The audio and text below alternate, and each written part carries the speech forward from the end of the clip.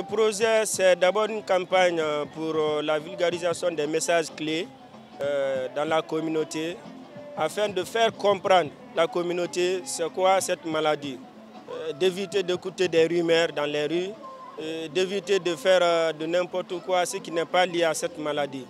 Donc de façon comme titre, c'est un peu ça. Et l'objectif, comme je le disais, on divulgue les messages. C'est-à-dire on vient avec la communauté sensibiliser sur la vaccination, sur le dépistage et aussi sur la mesure des gestes barrières. Bon, présentement d'abord, ce projet c'est la première édition. Nous avons commencé en premier, c'est-à-dire le jeudi passé au port de Boulbinet, où il y a eu une fréquentation énorme. On a eu en total plus de 120 à tousser pour sensibiliser. Et on a eu également à orienter plus de 80 personnes pour se faire vacciner. Donc vous imaginez, et nous sommes encore là aujourd'hui dans ce même cadre. Non seulement on sensibilise sur les mesures barrières, sur la vaccination, sur le dépistage, mais également aussi orienter les gens qui ne se sont pas encore fait vacciner pour se faire vacciner afin d'éviter cette maladie. Bon, le constat pour le moment, d'abord au port de Boulbinet, on a constaté qu'il y avait un nombre important qui n'était pas encore se faire vacciner. Est-ce que vous voyez? Là, je peux dire que ça a été en tout cas un honneur et un plaisir, en tout cas que l'équipe passe au port pour enfin faire comprendre aux gens qu'il faut forcément se faire vacciner. Donc le constat est que c'est en quelque sorte une négligence, si je peux me permettre, mais même si ce n'est pas le cas, mais peut-être il faudrait que le mot me permette pour dire ça.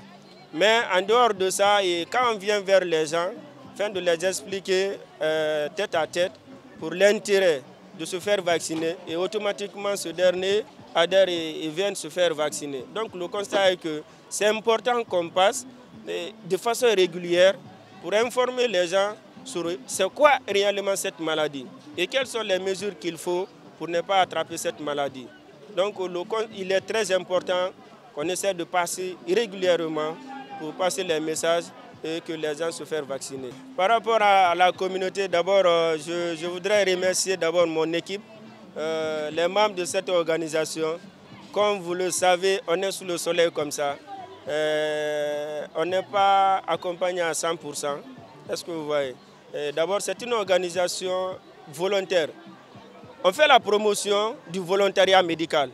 Donc c'est notre droit et c'est notre devoir afin de venir auprès de la communauté, de les assister, de les faire partir sur des bons chemins. Est-ce que vous voyez? Et comme deuxième mot aussi, c'est de remercier nos partenaires. Soltis, c'est notre partenaire technique et financier qui n'a ménagé aucun effort pour nous accompagner. En tout cas, de son mieux, s'il faut dire. Et aussi remercier la communauté entière qui ont accepté de nous accompagner. Parce que, comme vous le savez, ce n'est pas du tout facile. Tu peux venir vers quelqu'un, t'exprimer ton besoin ou bien ton désir. Mais que l'intéressé adhère ou pas, ça dépend de lui. Et que si lui il accepte de t'accompagner ou de faire ce que tu lui demandes, c'est juste se faire, ou il faut se résoudre à ça. Donc, on remercie également la communauté et aussi les autorités des différents lieux, au port. Ici également à la gare routière de Madina. Imaginez, c'est hier on a eu en contact avec le responsable.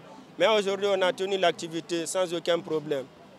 Et sans oublier qu'il y a d'autres gares routières aussi qui sont prévues, telles que la gare routière de Matam, de Bambeto, de Matoto, de Yimbaya et de Anta. Et aussi le port de Dixine. Donc nous demandons à ce que les autorités continuent de nous accompagner parce que nous sommes là dans l'intérêt commun de la communauté.